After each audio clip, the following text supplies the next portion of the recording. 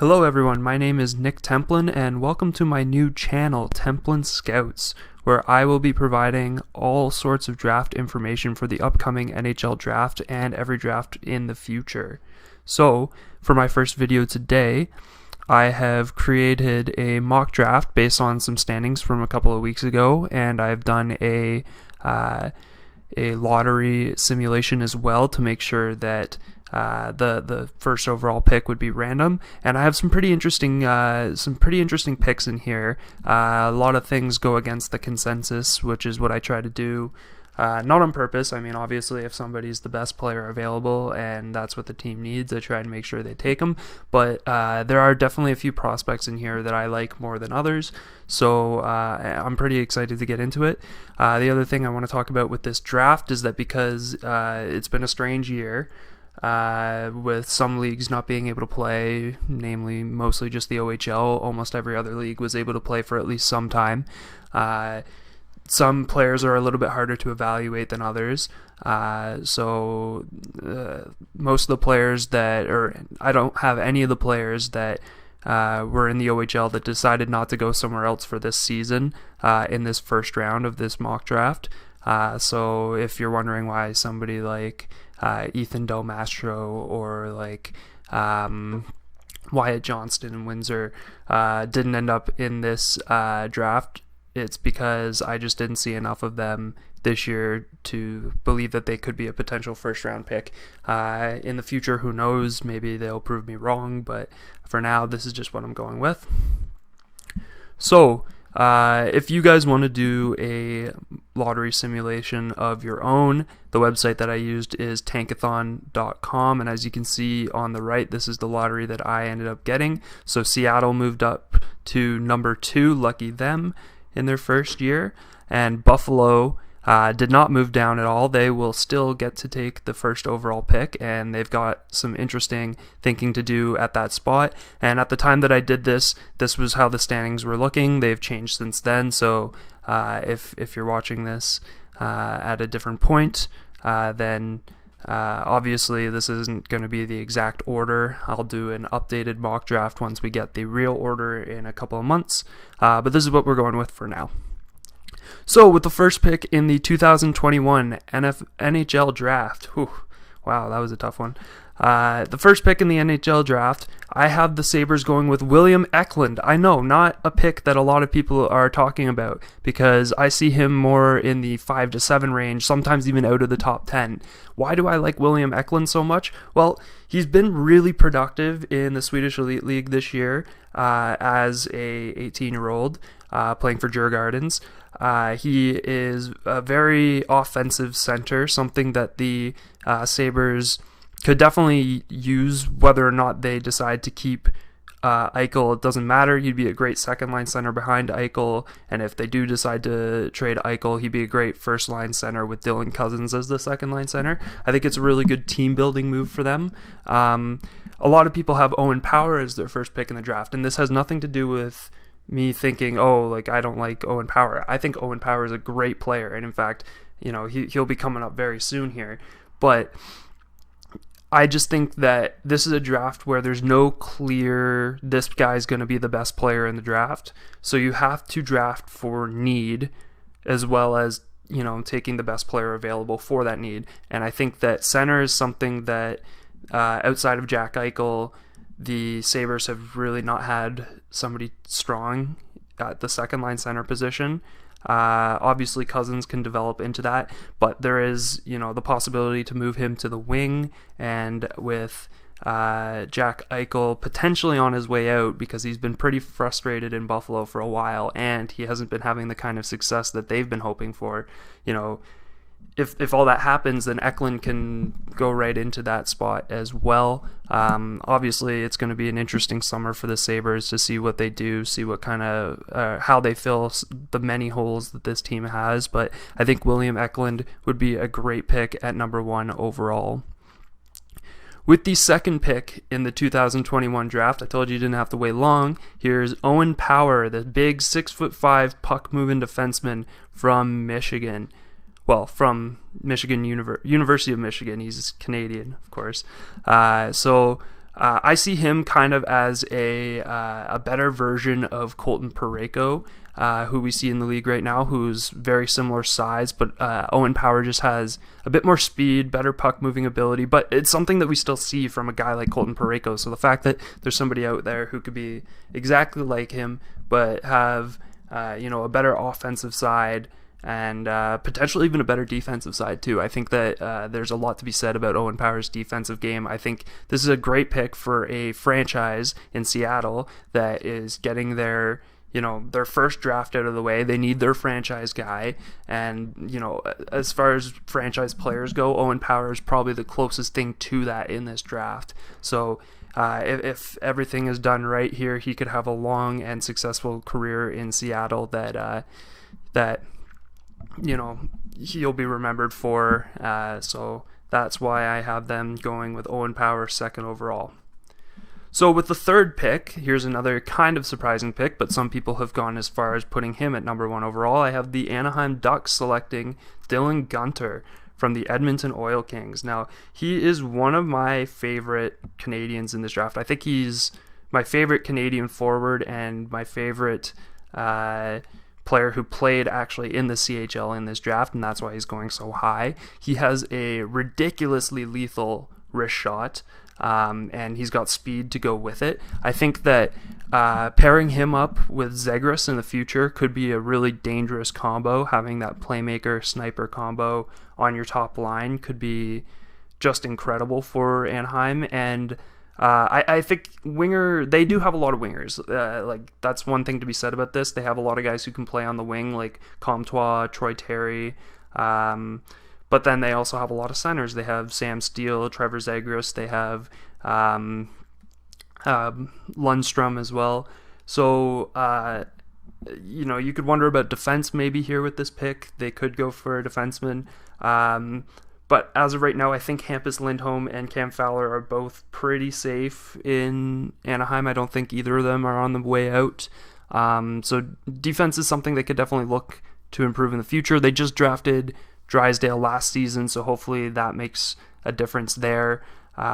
So overall, I think they're in a position where they get to draft the best player available that will best fit around the other players that they already have, and I think Dylan Gunter has to be that guy. So with the fourth pick, I have the New Jersey Devils selecting Brandt Clarke. And, a lot of people will look at my NHL comparison there and say Drew Doughty and think, wow, how do you not have him as the number 1 defenseman in the class? How do you have a guy who you have compared to Drew Doughty, below a guy that you have compared to Colton Parayko? Obviously, Drew Doughty is a better player than Colton Parayko and has been throughout his entire career. Now, the way I do these comparisons is more just that's how I see their ceilings. But also, in the case of Owen Power, I don't see him being Colton Parayko. I see him being a better version of Colton Parayko, like a Colton Parayko in size and frame with better skills in just a few different areas. So Brandt Clarke, I do see as potentially like a Drew Doughty, maybe not to the same extent. He might not be that same kind of franchise defenseman for a team, but he does have the physicality, the offensive puck moving abilities, and he's got the defensive side of his game as well. I remember hearing about him for the first time when he was playing for the Don Mills Flyers in Toronto, in I think minor midget, and before his OHL draft year, and he was just he was on a team with a bunch of future NHL prospects like Shane Wright, and but he stood out on that team. He was I believe second or third on the team in points, and had I think over 100 assists in that year. Now obviously that's a different level than what we're talking about now. He got to play in a men's league in Slovakia last season, and he was productive there. So and in his first year with the Barrie Colts, he was decently productive. But I don't think we want to expect him to be an offensive dynamo. He's not going to be, near the top of the league in defenseman points at his very best. But I do think that he's going to be, somebody who's very valuable on the back end and that can be on your first power play as the quarterback. So for the Devils to get this, obviously they already have a good power play quarterback in Ty Smith, so they can kind of use him on the second pairing. And the two of them would actually pair pretty well together. So I like this pick a lot for the Devils. They get to help out their defense. Reason I didn't go offense for them here is because they've been spending a lot of their early picks on offense recently, with Jack Hughes and Nico Hischier still waiting to kind of develop. I think it makes a lot of sense to kind of, add to your back end, and that's what Brant Clark will do for them. So with the 5th pick, I have the Ottawa Senators moving away from the University of North Dakota for a change and going to the University of Michigan with their next pick and taking Matthew Beniers. So Matthew Beniers is a great two-way center, and Ottawa's in a situation where they have a lot of prospects and in every single position, and there's not a lot that they really need going forward. When I look at this draft, like, they mostly just need to build through adding potentially a really solid veteran to their core to help them compete, because down the stretch in this past season they have looked really good. They just struggled early on, but in this case, Matthew Beniers is a player that you can slot in a lot of different places. So he can play center and the wing. I've seen him at both. He's a pretty decent faceoff guy. He's good two-way. He's kind of similar to Shane Pinto in that way. I think he's a little bit better I think he's much better offensively than Shane Pinto. So I think he's a guy that can potentially be your second-line center, maybe play wing on the second line if you decide that Stützle's a center at some point. You get some flexibility there. They spent high pick on a defenseman last year in Jake Sanderson that they're still waiting to see how he turns out, so I don't think they need to go defense again here. The only other thing that you could consider as the Ottawa Senators here is going with a goalie. Now, at the 5th pick, that's pretty risky. You gotta know that this guy is going to be an elite starter for you if you're going to take a goalie. The only goalie that I could see going this high, Jesper Wallstedt, I think it might just be a bit of a reach to take him here. I think that, I could justify making that pick, but I think that taking him with the 5th overall pick is just not maximizing the value that you have with the pick. Now, I didn't do any trades in this draft, so if Ottawa was sitting at this pick and they decided they wanted to trade back and get that goalie, then I think that would be a pretty decent pick for them. But at the same time, down the stretch, Gustafsson, who they've been waiting on, he's only 22 years old, but he's been looking really good in the few games that he's gotten to play for them this year. So, maybe that's not something they have to look at all. So Matthew Beniers is the pick here. I think he's a really solid player, good offensive guy, can definitely score goals, and I think that's something that Ottawa definitely wouldn't turn down given the opportunity. So with the 6th pick in the 2021 draft, I have the Columbus Blue Jackets selecting Kent Johnson, the center from Michigan. So a lot of Michigan players going in the top 10 this year. They had a star-studded lineup this year. I really like Kent Johnson. I think he's an awesome playmaker. And I think that obviously this isn't the way that Columbus Blue Jackets had hoped their season would go, being, almost contenders last year to being where they are now. So they went out and they made a huge deal at the start of the season to acquire Patrick Laine, who has been all right, but they haven't really been able to maximize his value. He hasn't been on the ice a whole lot. There's been a whole lot of controversy with all of that. So if you want to get somebody who can really set up a guy like Patrick Laine, then I think Kent Johnson is definitely your guy. He's already a good size, probably could put on a little bit more weight, but really doesn't need to because he's really fast at the weight that he's skating at, and got really good hands, definitely a great playmaker, and center is definitely a position that this team needs filled, without a doubt, because I'm trying to think who they even have at first line center right now, and off the top of my head, I couldn't tell you, because Pierre-Luc Dubois was that guy, and then they dealt him for Laine, and now they kind of have a hole at that position. So definitely this is a need for them, and I think this is great value. Kent Johnson is a guy that I've contemplated as a potential first overall pick for a team that needs a center, because unlike Beniers, I think he's more of a natural center. I think that that's where he fits a little bit better than a guy like Beniers, but Beniers can do it as well. So Columbus would be very happy with this pick, I think. So with the 7th pick in the 2021 draft, I have the Detroit Red Wings selecting the brother of Quinn and Jack Hughes, Luke Hughes. So he is a defenseman. He's a little bit bigger than both of his brothers, and he's definitely got a good puck-moving game to him. He's definitely an offensive guy. Best defenseman that played for the U.S. development program this season. Overall, I think that Detroit's in a situation kind of similar to Ottawa, where they have a lot of prospects in a lot of different areas. Goalie is another place that they could have addressed here. Again, I think the 7th overall pick would have been a reach on the goalie. So, and they've got high-end prospects in Zadina, who I'm still really high on, and Joe Veleno, who I'm still really high on, who just scored his first NHL goal last night. And so I think the defense is something they can look at. I think Hughes would be really good in the future partnered up with Moritz Seider. I think you can get a really good defensive pairing there. I remember when they picked Seider, he was one of my sleepers in the draft because most people were talking about him in like the 15 to 20 range, and I thought of him as a definite top 10 pick, and clearly they did as well because he was defending so well against in a men's league, which is something you can absolutely look for in a defenseman, because they're more than just the points that they score. That's not the most important thing when looking for a defenseman. But then you get your Luke Hughes, who's more of an offensive player, and you pair him up with a guy who's really good in both ends like Seider, and I really think that you get a good combination there, and then you solidify your top pairing, and you look at some of the teams that have won Stanley Cups in recent years, you look at their top defense pairings, and you really think, you could see this pairing being that kind of a pairing that can take you that far and that can defend well in their own end. So definitely a fan of this pick for Detroit.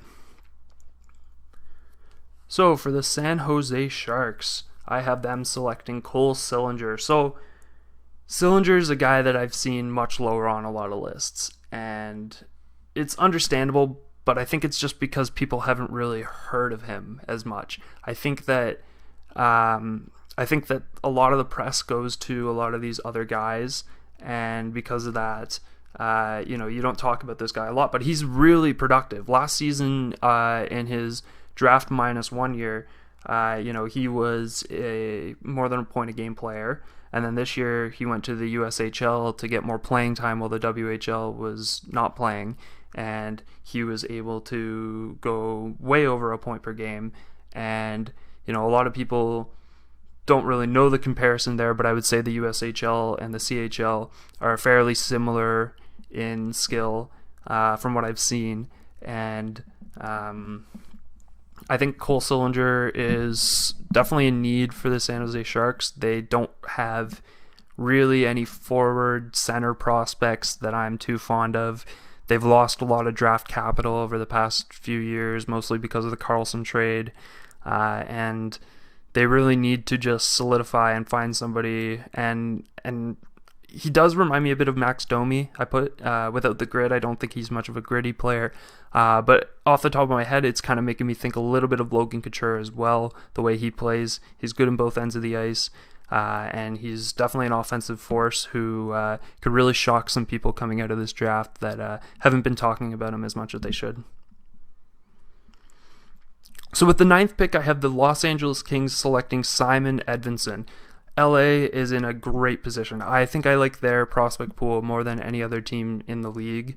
I would say that offensively, they pretty much have their entire core going forward just with prospects. And on defense, they have Tobias Bjornfoot, who I really like. And now, if they make this selection of Simon Edvinsson, who some people, including some guys on TSN, have said could go first overall, I have him falling all the way to the 9th pick just based on need and team fit. And he would be an absolute steal, I think, at the 9th pick, because he is a big puck-moving defenseman, much like Owen Power. Maybe not as strong as Owen Power in my opinion, but he's at least got that men's league experience. He's, he's a good skater. Definitely been known to be good offensively. So, and pairing him up with Tobias Bjornfoot in the future, getting a nice Swedish pairing going, or even if Drew Doughty sticks around for a while longer, could be his pairing eventually. So I like this pick a lot for LA. They need to add a couple of more defensive prospects before I can be really confident in them going forward, but I think that things are looking up again in LA. So another team that definitely didn't perform as well as they were hoping this year, the Calgary Flames, and especially after firing a coach, bringing a new one, and not having any more success than they did before, that's going to be tough on an ownership group, and it's going to be tough on the management as well. So they've got to come out here and they've got to make a pick that that really changes their fortunes going forward. Now, at first glance, Chaz Lucius as their pick is probably not going to make the fans super excited, and I get that. But he is definitely a player that plays the Calgary Flames style of game, which is very physical but offensive at the same time. So he can score goals. He's good at the center position. He's kind of like a less annoying version of the Chuck brothers. He's, he doesn't get penalties, but he definitely can play that physical side as well. I think he's very similar to Jordan Staal, which in his prime would be a player that Calgary would love to have right now, I think. And with the futures of both Monahan and Gaudreau up in the air, he could be a guy who could come in and take Monahan's role, basically. Not right away, within a couple of years, but I think that this is the guy that Calgary's got to get going forward. There's a few other options for them. I don't think they should go defense. I think their defense is really solid. There's a few other forward prospects they could look at, maybe on the wing, but I think center is something they really want to make sure they are fixing, because I don't think Elias Lindholm is a true center. They've been using him there for the second line just to maximize their offensive value in the top six, but I don't really think they have that true second line center. I think Lindholm's better on the wing, so I could definitely see Gaudreau and Monahan potentially being moved in this offseason and bringing in a new core of guys that really want to be there. So Chaz Lucius, that's a start.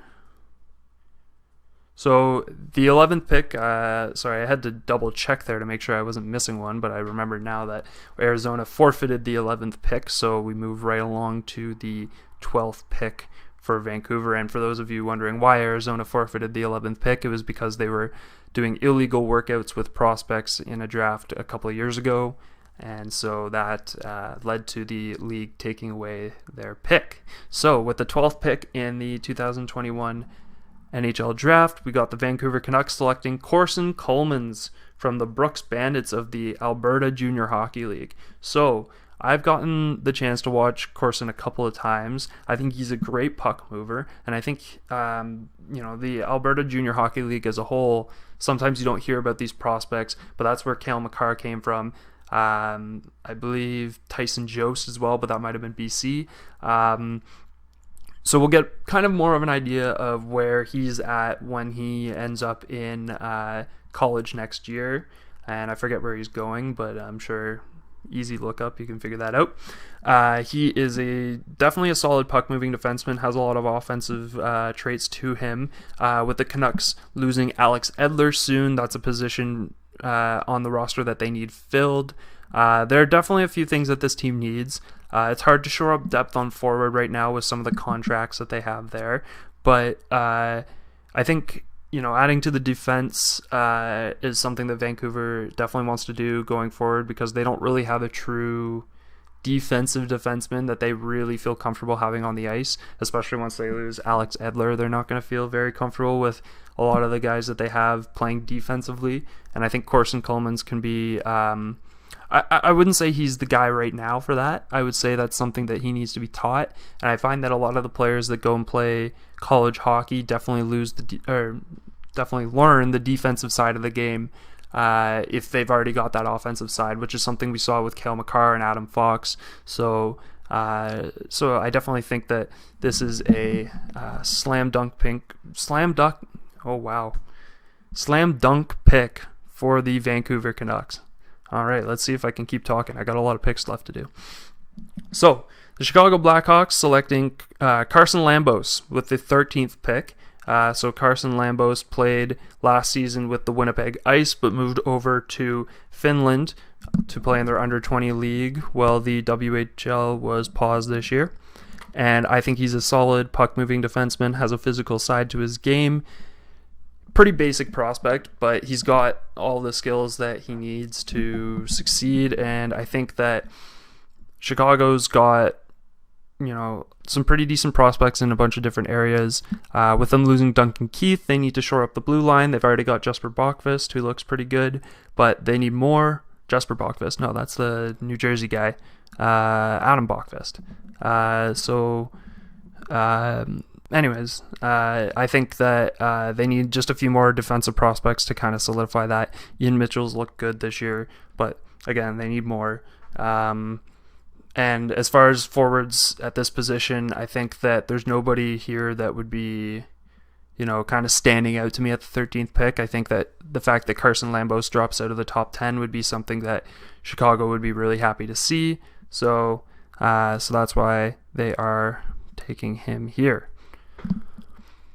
Next pick, I got the Philadelphia Flyers selecting Stanislav Svozil. So this season, the Flyers definitely, again, another one of those teams that not performing the way that they were hoping they would. They were actually talked about as potentially Stanley Cup contenders this year going into the season, and they totally flopped. Now, what happened? They let up a lot of goals this year.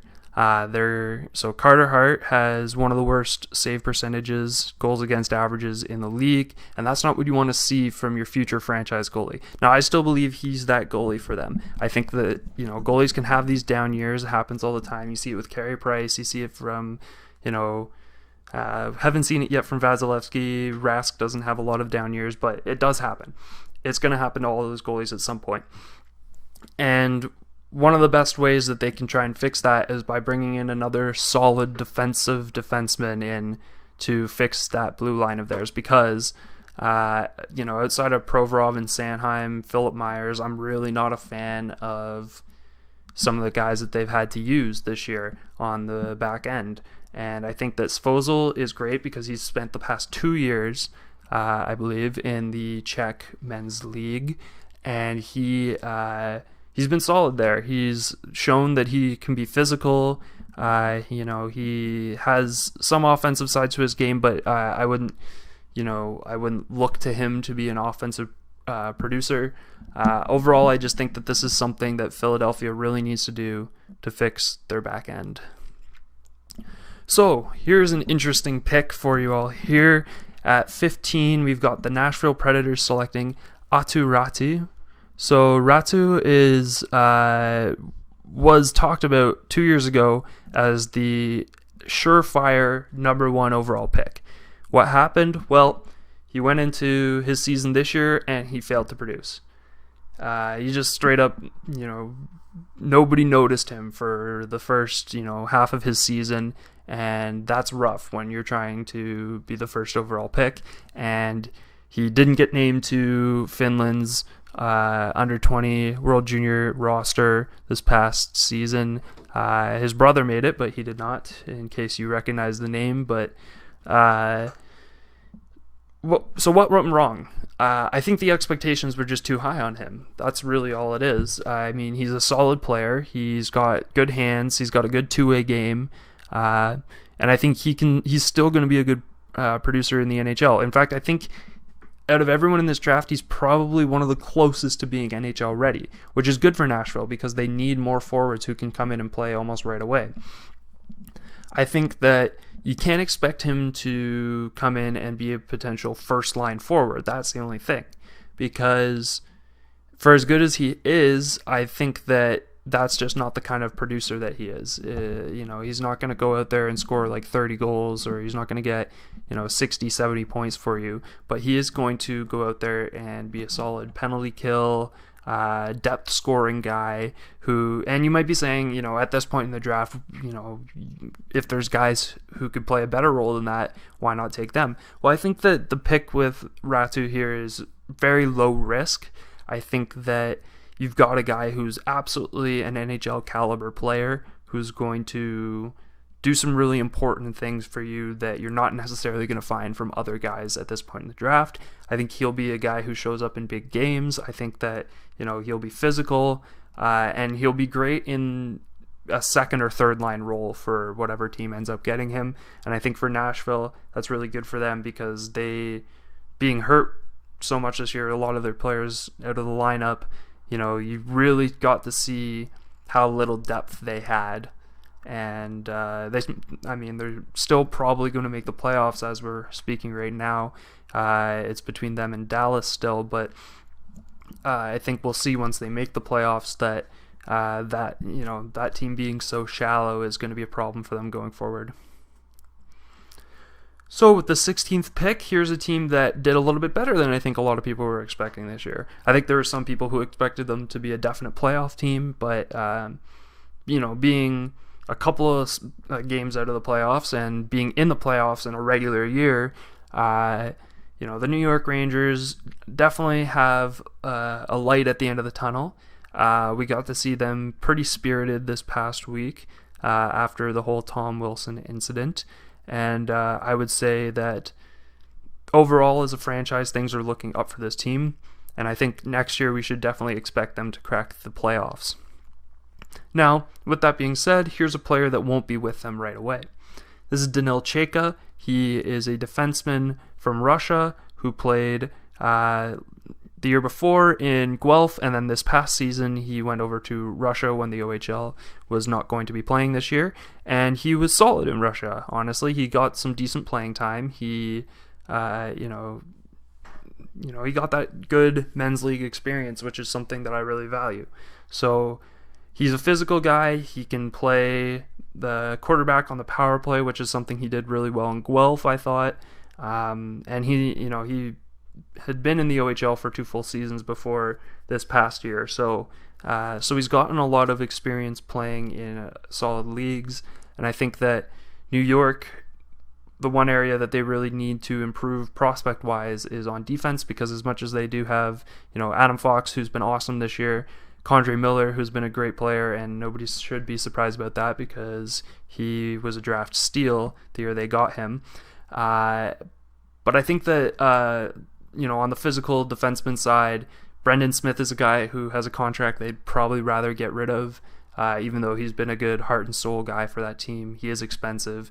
Danil Chayka can kind of come in and play the role that Brendan Smith was playing. Maybe not to the extent of being the guy who fights for them, but definitely a physical, bigger defenseman who can still move the puck and contribute, offensively. So next up is the Blues, and for the Blues, it was pretty easy for me to know what position they needed to go with.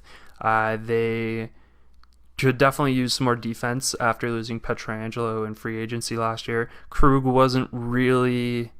He's not the same player. He's awesome. I think he's a great defenseman, and I think it was a good pickup for them, but he doesn't fill that void. And I'm not saying that this guy does. I'm not saying that Scott Morrow does, but I'm saying that, adding another defenseman who can potentially add some offense to the back end, you can use 2-3 players to make up for one sometimes. That's the Moneyball way of thinking.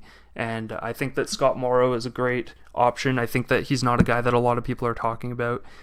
Mostly because he was playing high school hockey, but I think that sometimes you can get some really good steals from there because if they really dominate where they were and then they move on to college and they continue to dominate, that's something that you'll see. Usually guys like that will drop to the 3rd round but end up being contributors anyways. I think he's got a good two-way game. He's mostly offensive though, and looking at this part of the draft, you're not getting a really offensive-minded defenseman at this point. So most of the guys that you'd be seeing here are more defensively minded. So I think this is someone that, with the right development, could turn into a quarterback on the power play and be like a number 1 offensive defenseman if St. Louis develops him the right way. So next up, we've got the Montreal Canadiens, and for years and years and years, Montreal has been looking to fill the holes at center. Now, I would say they've done a good job of that. I think that Nick Suzuki is a good contributor. I think that Philip Deneau is a really good player on every area of the ice.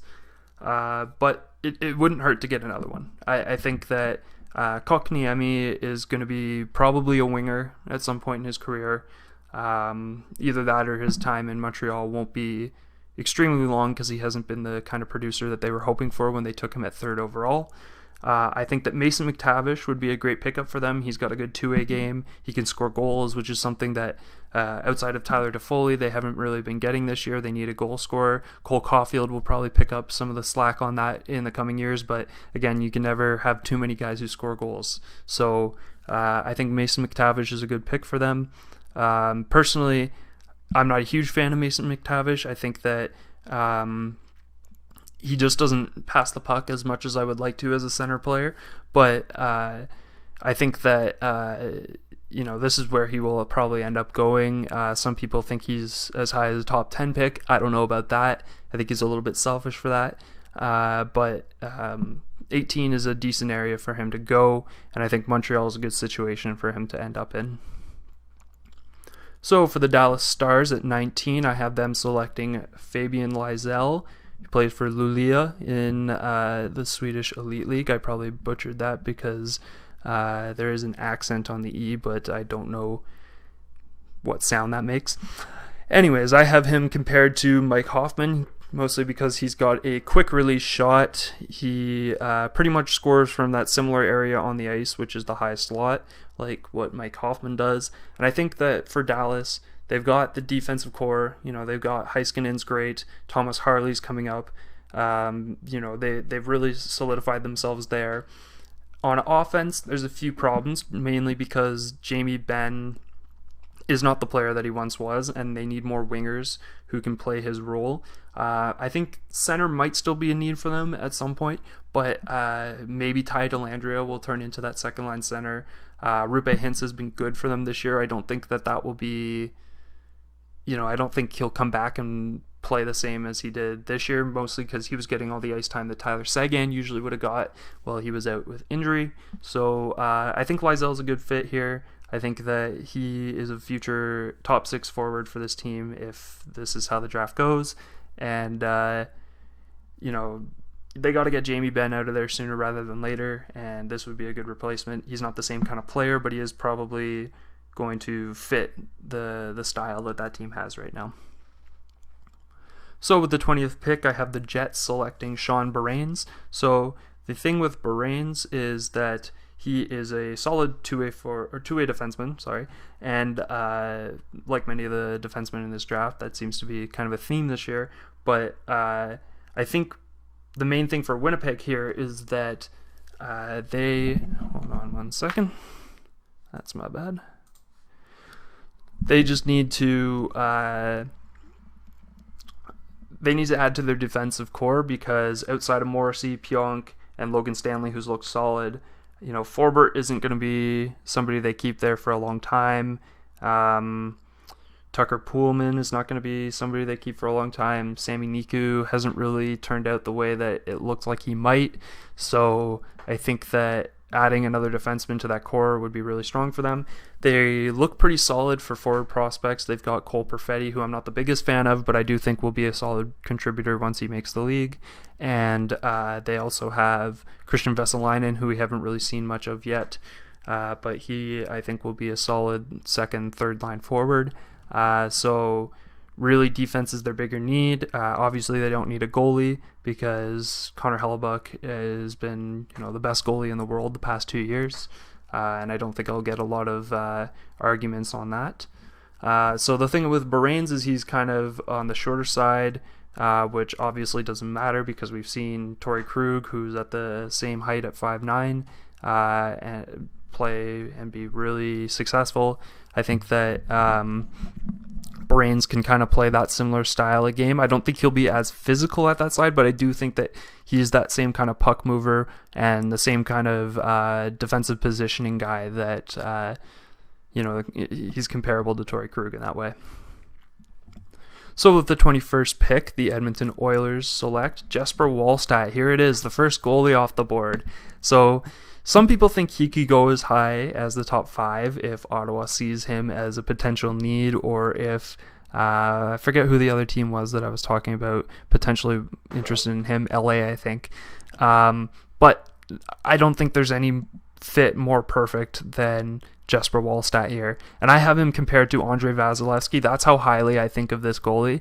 I think when you look at the goalies that have been drafted in the first round in the past couple of years, like Spencer Knight and Yaroslav Askarov, I think that Jesper Wallstedt will surpass both of those guys.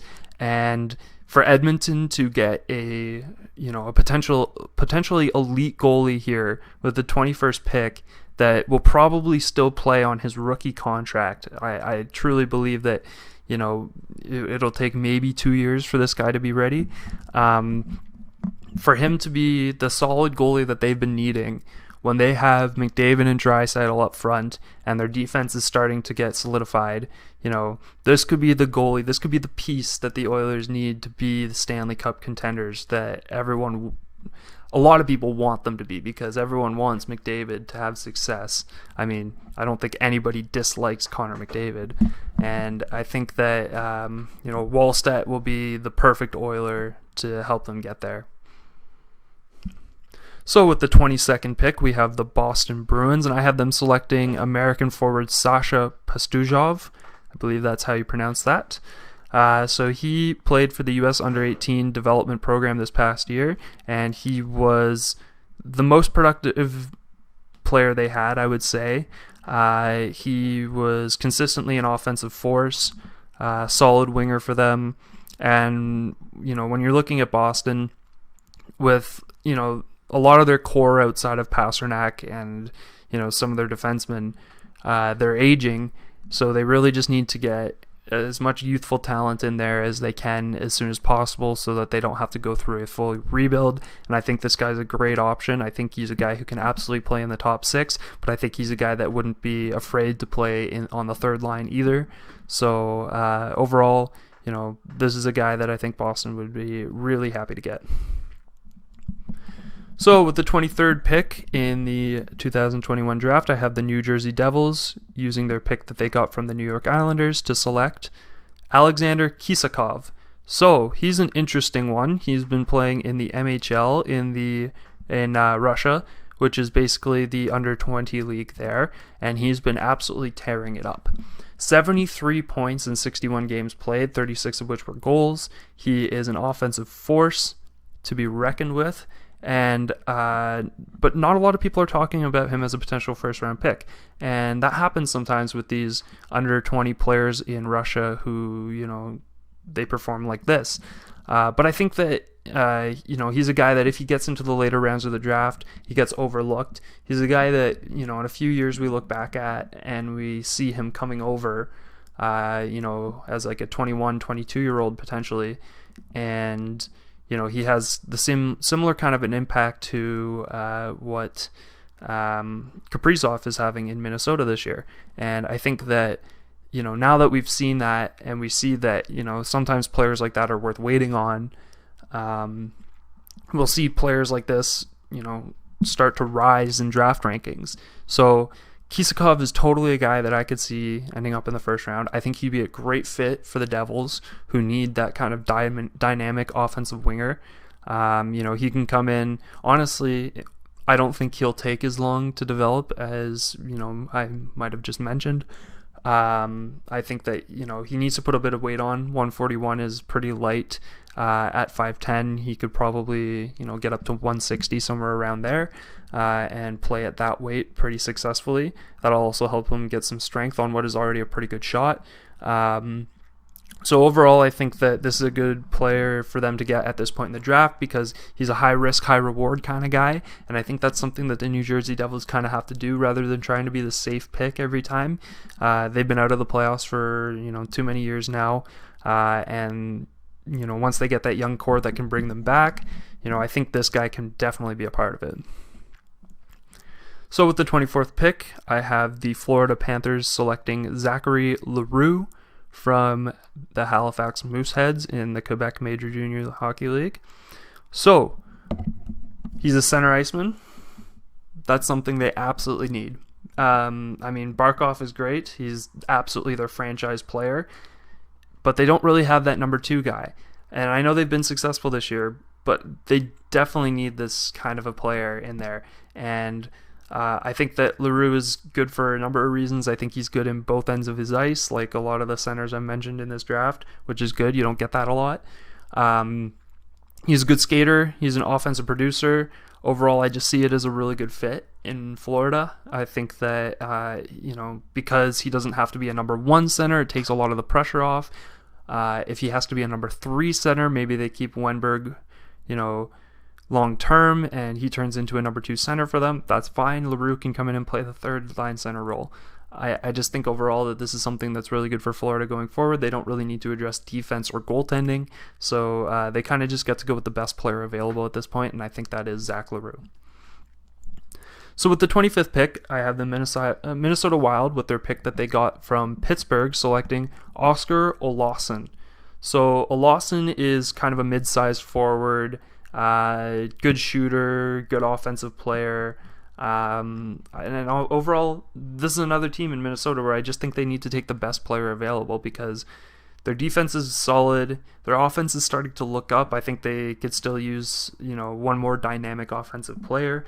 I'm not sure that Olausson will be that guy. I think he'll be more of a role guy for them there, but I think he's definitely a guy who can slot in like a 2nd or 3rd line role and be really solid for them. So with the 26th pick, I have the Columbus Blue Jackets selecting Anton Olsen. This is the pick that they got from Tampa Bay in the David Savard trade at the deadline. So this is so obviously they need to fill that slot that they lost when they traded David Savard. Their defense as a whole hasn't been solid this year. I think their goaltending has been good considering, how their defense has been, because outside of Werenski and Seth Jones, I'm not a huge fan of their defensive core there. They lost Ryan Murray in the summer, and then they just lost David Savard. There's definitely holes there. So this is a good puck-moving guy. I think that he'll kind of fall under the radar once he makes the league, kind of like Mackenzie Weegar, who is my comparison that I have here. But I do think that he'll be a solid defenseman in the league, and I think that this is just definitely something that Columbus needs to address. So at this point in the draft, you kind of go for a guy where you think, yeah, I think he'll make the team, rather than I really need to go high risk here, especially as Columbus right now, they're a team that doesn't need to be taking risks. They do have solid players. They just need to fill in the holes. So I like this pick for them. Next for the Minnesota Wild, in their actual pick, so they already had a pick, but that was from Pittsburgh. Now they get to draft with their actual pick. So they've been a really good surprise this year. I think that, seeing Kaprizov become that leader that this team has never really had as an offensive force is really interesting, because they just haven't had that star. I mean, you could say Zach Parise in his prime was pretty good. Mikko Koivu in his prime was really good. And, Marian Gaborik, if you want to go that far back, was good in his prime. But I think Kaprizov is really that franchise player that is really going to change, the course of the Minnesota Wild. So going forward, what do they need? Well, like I said with their last pick, I think they need best player available. But they definitely need players that are going to create a solid core, and that's why I really like Zach Dean for this pick from the Gatineau Olympique. So I see him very similar to their very own Joel Eriksson-Ek, and actually the last pick I had for them I had compared to Kevin Fiala, so that's another player of theirs. That was not on purpose, that was just me looking at it and saying, this is the kind of guy that Minnesota really falls in love with, where they see him as a dynamic center. He can kill penalties. He can, get depth points for you. You can place him up and down the lineup. You don't have to worry about where he's getting his ice time. Overall, I think he makes a good pick at this point in the draft for Minnesota, and I do think he's the best player available for them. So with the 28th pick, I have the Colorado Avalanche selecting Russian forward Nikita Chibrikov. He got time playing in the KHL this year, which is not something you see a lot from draft-eligible players. He wasn't overly productive, but you don't tend to see that with these younger players that play in the KHL in their first season. overall, I think he's going to be a solid offensive contributor. It'll be interesting to see how he develops in Russia. He's probably a guy who's going to be more similar to some of the Russian forwards that we've seen before, like Kaprizov, who I mentioned before, where it takes him a little bit longer to get over here just because he's not getting that ice time in Russia for us to know really where he's at. But I do think that the ceiling on him could be pretty high. I think that he's got a lot of offensive skill. I do think that I don't know enough about him to make the assumption that he could potentially be a depth guy as well.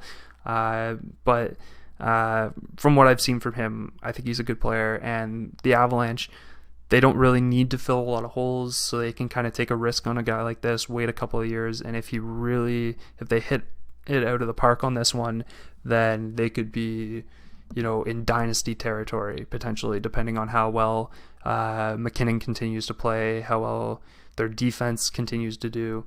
If they get the right goalie in there, the Avalanche could be looking good for a really long time. And if they miss on this pick, it really doesn't make a whole lot of a difference for them because they can still make up that kind of star power elsewhere. So for the Columbus Blue Jackets in their 29th pick, the one that they got from Toronto for trading Nick Foligno, I have them selecting Tristan Broz from the Fargo Force in the USHL. I think he's a good offensive contributor. I think he's a decent physical player, and I think that overall he's the kind of guy that will just fit in Columbus. And I think that he's a guy that people might start to talk about a bit more towards the draft because right now you don't hear his name a whole lot. But I think he's like a solid contributor for his team in Fargo, and I think that seeing him develop in the college system, he'll definitely continue to look like the kind of player that should be taken in the first round. He's a winger, not a center, so obviously that's not as big of a need for Columbus, but I just think overall it's best player available, so I don't think they should be complaining about getting a guy like Tristan Broz.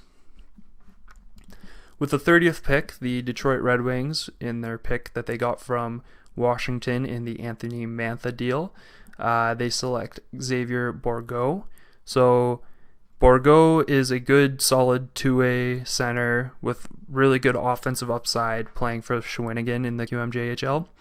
Overall, I think that even though the center position is something that Detroit has decent prospects in, like Joe Veleno, and Dylan Larkin's still there and, doesn't look like he's going to leave anytime soon.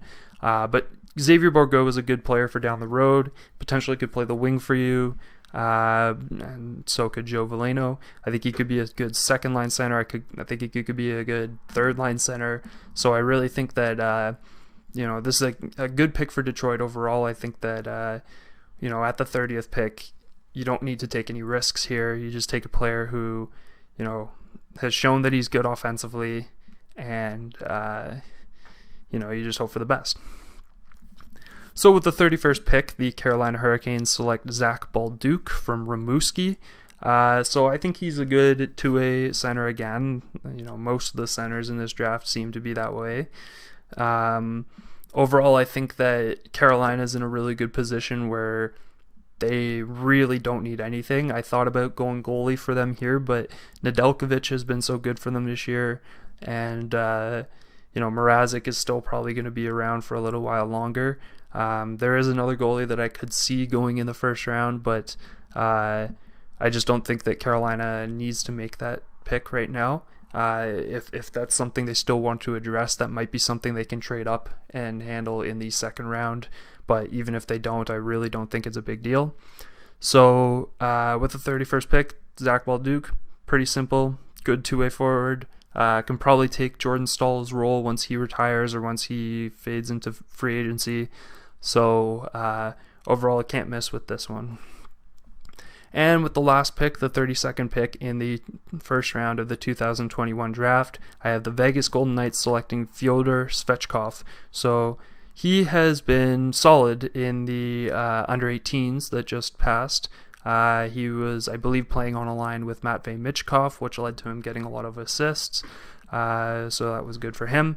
But overall, I think he's a good playmaker, potentially a good two-way forward. I have him compared to Philip Deneau. Obviously, he's not a center, but I think if he's like the winger version of Philip Deneau, so I think that's something that the Golden Knights could definitely use. And obviously, with the 32nd pick, you're pretty much just looking for best player available, because if you have the 32nd pick, that means you won the Stanley Cup. You really don't need to add anything too special here. You just need depth to make sure that you can make another run at it.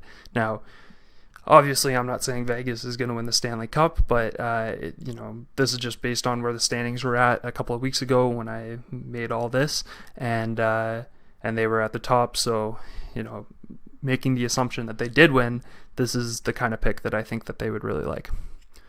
So that's the end of my first round of the mock draft. If you have any questions or if you have any comments that you want to leave, please make sure to do so. If you think that I'm totally wrong about any of my picks, go ahead, let me know, have at it. Tell me why you don't think that Cole Sillinger is a top 10 pick. Tell me why you don't think that William Eklund should go first overall. Tell me who you think should go first overall. And tell me who you think your favorite team should pick. And I'll address some of those comments maybe in my next video. But until then, thanks for watching, and I hope you have a good rest of your day.